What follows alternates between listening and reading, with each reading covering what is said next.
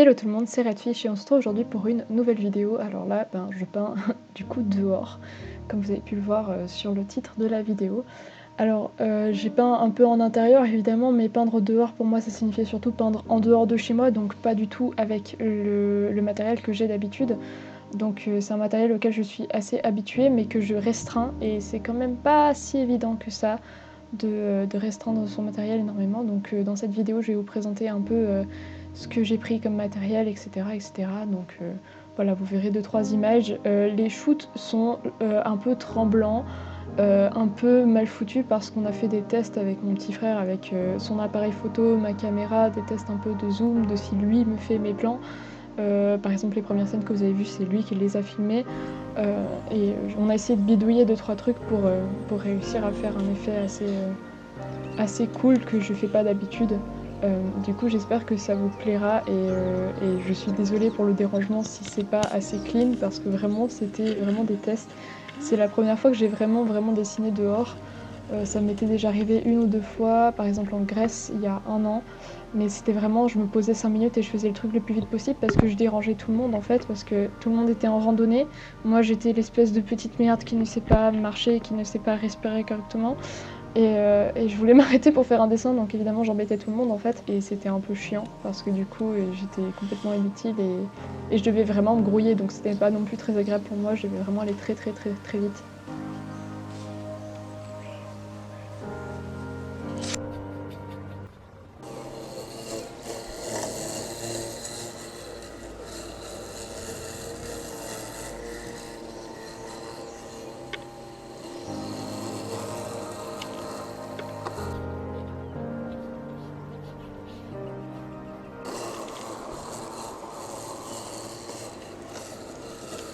Où là j'ai pu vraiment prendre mon temps pour peindre. Malheureusement tout n'a pas été filmé parce que se filmer soi-même quand on peint, bah voilà, c'était pas forcément toujours possible. Surtout que mon frère est parti randonner par exemple à la plage, il est parti se balader avec le restant de ma famille. Et voilà, donc en fait moi là j'étais dans le nord de la France, donc sauf là, là c'était pas le nord de la France, là c'est le Val d'Hérens chez moi, enfin près de mon chalet en fait. Là j'ai peint les vaches. Et sinon le reste c'est fait dans le nord de la France ou à Amiens. En gros j'ai fait un petit peu 1 semaine là-bas avec ma famille et c'est la première fois vraiment qu'on prend le temps de visiter un peu la région.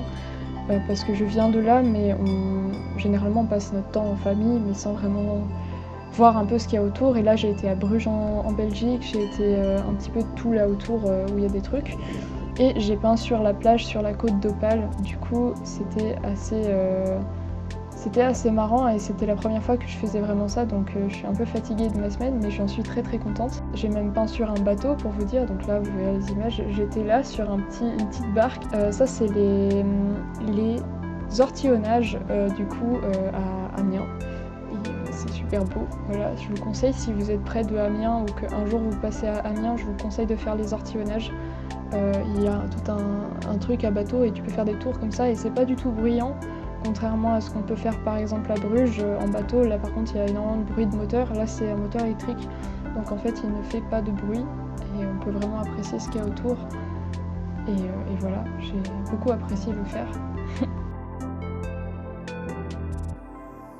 Et le soir même, il y a ma grand-mère qui nous a amenés à admirer les spectacles son et lumière sur la cathédrale d'Amiens, qui est juste splendide. Encore une fois, je vous conseille cet endroit à voir, même si vous n'êtes pas croyant ou quoi que ce soit, c'est juste un truc de malade. Donc je vous mets quelques extraits du spectacle. Alors je n'ai pas mis le son avec parce que, comme vous imaginez, les bruitages de caméra ne sont pas à la hauteur du son qui était vraiment projeté dans la place, mais c'était très impressionnant et je vous les conseille aussi parce que c'était très beau.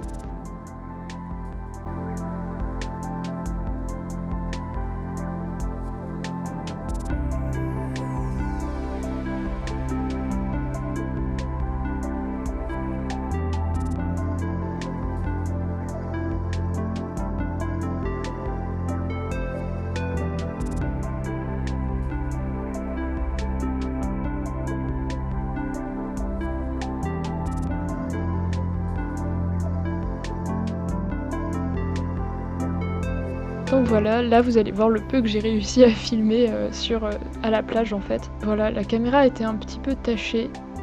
Mais par contre le paysage est toujours magnifique. Donc ça c'est la mer du Nord, ça on dirait pas, mais j'ai même pu me baigner. Donc la mer du Nord c'est quand même pas si évident. Bon je me suis pas non plus énormément baignée, mais voilà quoi. Je pense que c'est la seule plage où vous pouvez vous traîner comme moi en pull. Enfin j'étais la seule en pull, hein, je vous rassure. Je suis toujours la pire. Putain, ces mouvements de pinceau, mais c'est épique. Pourquoi? C'est tout moi. Tiens, tu caresses ta feuille, putain. Et là, c'est ce que j'ai pu filmer moi comme une gogole avec la caméra tordue comme ça dans une main et puis à essayer de peindre dans l'autre. Voilà, voilà. Et le pinceau que vous pouvez voir là, je vais vous présenter juste après. Mais c'est un petit bijou. Si vous ne le connaissez pas déjà, c'est peut-être une découverte qui va vous plaire. Je l'apprécie énormément. Voilà, voilà, vous pouvez me regarder peindre. C'est so satisfying. Donc ça en fait, si quelqu'un peut le dire dans les commentaires, parce qu'on s'est vraiment posé la question de ce que c'est, donc si quelqu'un s'y connaît, ces énormes étendues de trucs noirs, gris, ouais surtout noir-brun comme ça, avec des algues vert fluo dessus, je veux savoir ce que c'est. Parce qu'en fait, on dirait de la pierre, mais quand tu marches dessus, c'est vraiment comme... C'est pas mousseux, mais c'est un peu mou. C'est un petit peu genre... flexible comme truc et c'est trop bizarre en fait de marcher dessus. On s'est vraiment posé la question de ce que c'était et on peut marcher dessus sans que ça nous colore les pieds. Donc j'ai écarté la solution de l'argile parce qu'il y a de l'argile un peu plus loin qui est rouge. Il me semblait que l'argile noire ça existait, mais ça me paraissait vraiment bizarre que celle-ci ne colore pas les pieds comme l'argile rouge le fait. Pareil, ça pouvait pas être du caillou parce que du caillou c'est vraiment dur. Et puis ça ne peut pas non plus être des coulées de pétrole parce qu'on laisserait simplement pas les gens aller dessus et je pense que ça colorerait aussi les pieds et ce ne serait pas solide comme ça. Donc je ne sais pas du tout ce que c'est et en tout cas ça va bien avec le paysage, c'est assez sympa à peindre. C'est foncé, ça s'accorde bien avec tous ces petits poteaux que vous voyez alignés qui sont des brise-lames.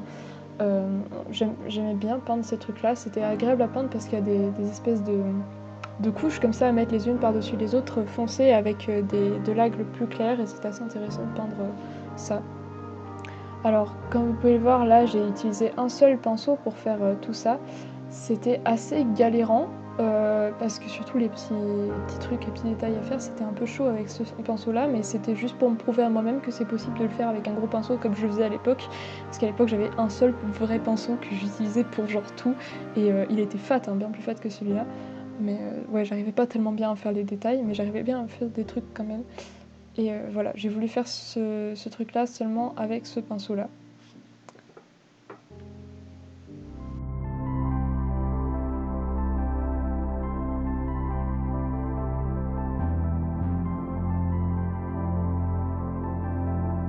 Bon, alors comme je vous l'ai promis, je vous présente le matériel du coup en fin de vidéo. Je suis rentrée chez moi, malheureusement.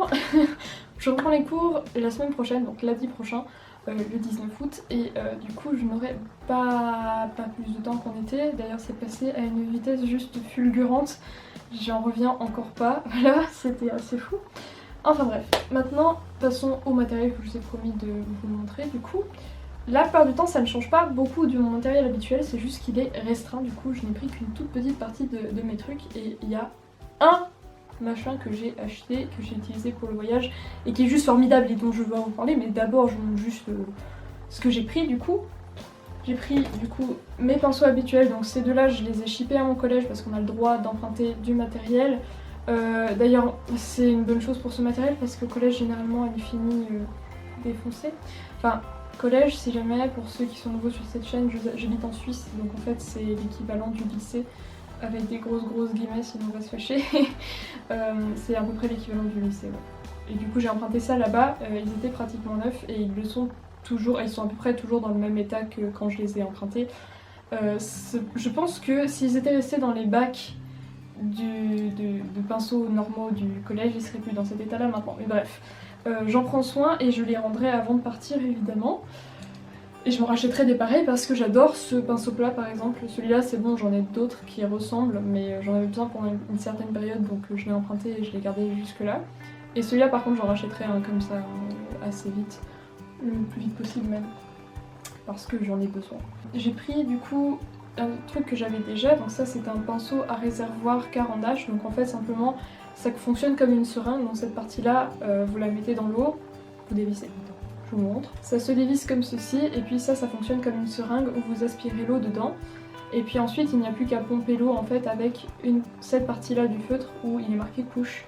Simplement parce qu'il faut presser ça pour faire entrer de l'eau dans le pinceau qui est de ce format-là. Donc il y a 1 ou 2 poils qui partent en cacahuète, mais il a une forme qui tient assez bien. C'est juste le bouchon qui est moins pratique parce que du coup, il n'est pas assez large pour éviter totalement qu'il y ait des poils qui soient pliés comme ça. Mais sinon le truc est assez pratique vu que l'eau est intégrée dans le pinceau, donc il n'y a pas besoin d'avoir un gros truc. Après je vous avoue que si votre pinceau est déjà taché de peinture, c'est assez compliqué de le laver complètement, donc les couleurs vont se mélanger un peu de manière pas tout à fait optimale. C'est pour ça que je prends toujours un petit truc d'eau avec moi qui est en fait ce machin à... Voilà, ça fait bien... Il reste encore un tout petit peu d'eau, c'est pour ça que ça fait encore. Alors ça n'a pas du tout de sens que ce soit ça, hein, parce que j'en ai pratiquement pas l'usage. J'ai surtout l'usage du petit contenant. Voilà, c'est tout. Je le remplis d'eau en fait avant de partir, et puis il me sert de bocal. Et comme c'est assez étanche, voilà, ça ne prend pas l'eau. Enfin non, ça ne déborde pas, donc il n'y a pas d'eau dans mes affaires. Dans les pinceaux classiques, j'ai celui-ci que j'utilise aussi tous les jours. En fait, c'est vraiment typiquement le pinceau que j'utilise tout le temps.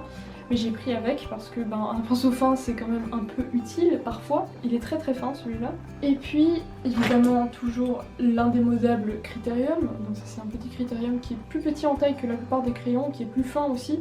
Pour ça que je le prends, et il est aussi très joli, et c'est aussi pour ça que je le prends, parce que je le trouve beau simplement. Ma gomme classique, donc j'ai soit celle-là, soit la noire qui est passée quelque part sur mon bureau par là et j'ai pas du tout envie de tout retourner pour la retrouver. Mais bref, c'est une gomme complètement classique, Eraser, c'est juste marqué Eraser dessus, donc c'est vraiment juste une gomme. Je crois que c'est du Pentel, sauf erreur la marque. Et puis l'indémodable gomme mi-pain Faber-Castell que je n'utilise pas pour faire des sculptures, c'est le pire truc que vous pouviez faire avec ça. Ça détruit pas mal la gomme si vous amusez tout le temps à tirer. La mienne commence à être un peu vieille, mais ça fait quand même des années que je l'ai, elle n'est pas du tout encore noire, alors que certains ont la gomme vraiment noire. La mienne est encore en assez bon état et j'en suis assez fière et je veux la garder comme ça, donc je ne joue pas trop avec, je l'utilise vraiment comme un outil et non comme un jouet. Et puis j'avais aussi pris ces petites pinces là pour tenir mon papier au cas où il y avait du vent, mais je m'en suis pas tellement servi vu qu'il n'y a pas eu beaucoup de vent. Et voilà. En ce qui concerne le dernier pinceau, qui est une petite merveille que je voulais vous montrer, je l'ai trouvé chez Cultura, donc sur place, à Lille en fait. Enfin, autour de Lille, il y a toute une zone où il y a un Cultura. Et j'ai trouvé chez Cultura du coup cette chose-là. Donc là, si vous ne connaissez pas, ça vous paraît bizarre parce que ça ne ressemble pas à un pinceau. Simplement parce qu'il faut l'ouvrir. Et oui, il fallait y penser. C'est merveilleux ce truc. Donc c'est un pinceau de la marque Raphaël Pointe Ronde 03. Oui, j'ai pris la 03. Et c'est génial ce machin. Quand je l'ai vu, j'ai sauté dessus évidemment parce que 13 € quand même le pinceau, ça fait cher le pinceau mais pas cher l'objet en fait, parce que pour un pinceau ok c'est un peu cher, mais franchement pour ce machin ultra pratique, moi je crache ma thune direct. Donc c'est un poil de pinceau imitation martre, donc c'est du synthétique, ce qui tient pas mal mieux le voyage que des pinceaux en poils d'animaux en fait. Donc au niveau de la qualité c'est censé être inférieur, mais c'est quand même plus pratique à utiliser et ça s'abîme moins facilement. Et surtout quand ça s'abîme, vous pleurez pas. Poil synthétique, et pour l'instant il tient très bien. Et j'ai fait cette peinture là donc complète avec ce pinceau là comme je l'ai dit précédemment dans la vidéo. Donc vous voyez la différence entre les plots et la pointe, on arrive quand même à faire de sacrés détails avec ce pinceau. Donc j'aurais pu n'emporter que celui-là avec moi et pouvoir faire ça sans problème vu que je l'ai fait avec seulement ce pinceau là. Donc pour ce qui concerne les pinceaux, c'est à peu près tout. C'est absolument génial, donc Raphaël si jamais, je vous le conseille. Voilà, je suis pas du tout sponsorisée et je n'ai pas besoin de me sponsoriser pour vous le conseiller parce que vraiment c'est pratique en fait. Ce truc là prend pratiquement pas de place, il prend pas plus de place que ce stylo là quoi, c'est fou. Et comparé à ça, vous voyez direct la différence hein, au niveau de l'espace que ça prend, et puis surtout le transport ça abîme quand même pas mal les poils quand vous n'avez pas de protection. Donc généralement les pinceaux on les achète avec ce type de truc, mais c'est pas toujours le cas. Et voilà, simplement, c'est plus pratique d'avoir ça qui est fait pour, qui tient bien, que ça qui se casse dans les transports et qui même part, ça s'enlève, alors que ça c'est solide, ça tient bien. Enfin, c'est comme si vous fermez un stylo qui se ferme bien, ça marche et ça ne s'ouvre pas comme ça n'importe comment. Il n'y a que les stylos de merde qui s'ouvrent n'importe comment. Donc voilà, c'était ma petite découverte sur place. Pour ce qui est des aquarelles, c'est mes aquarelles habituelles, donc cette boîte-là qui est en complément à cette boîte-ci. Ça c'est une boîte aquarelle Van Gogh avec 12 couleurs et elle m'a suffi pendant des années pour tout faire. Et celle-ci est un peu un complément que j'ai depuis moins longtemps avec des couleurs assorties, simplement un assortiment de couleurs comme celui-là. Et voilà. Bon, il y a encore du sable dedans parce que je suis pas douée, mais sinon voilà, j'espère que ça partirait assez vite. C'est un peu chiant d'avoir du sable dans ces aquarelles. Mais ça me dérange pas pour peindre vu que ça ne salit pas en fait, c'est vraiment juste des grains. C'est juste un peu embêtant d'entendre ma boîte qui fait magique. Bref, donc voilà pour les aquarelles. Et puis au niveau du papier, j'ai utilisé ça. Donc c'est un Van Gogh aussi, donc la même marque que les aquarelles. C'est 100% cellulose, donc c'est pas du tout du coton, mais c'est un bon papier. Enfin, pour moi, il fonctionne clairement bien. Donc je sais que peut-être Stéphanie Pessoa, de l'autre côté de l'écran, va hurler parce que pour elle, ce sera pas du tout de la bonne qualité. Mais en tout cas, pour moi, ça suffit amplement, surtout au niveau du voyage. Et puis, c'est un grain comme celui-ci qui est assez agréable à travailler avec. Les couches ne se superposent pas à l'infini, mais mieux que sur la plupart de mes papiers, donc je l'apprécie beaucoup. Et puis j'ai aussi utilisé mon carnet rouge, tout simplement, que je suis en train d'utiliser maintenant, qui est un Talent, que je vous présenterai dans la vidéo Sketchbook Tour, mais c'est le même papier que pratiquement tous mes autres Sketchbook Tour, donc si vous voulez checker ce que c'est comme carnet, allez voir les anciens Sketchbook Tour, vu que ce sera le même. Voilà, c'était donc tout pour la présentation du matériel. J'espère que cette vidéo vous a plu. Je ne sais pas du tout quand sera la prochaine, j'espère le plus vite possible. Et voilà, à la prochaine!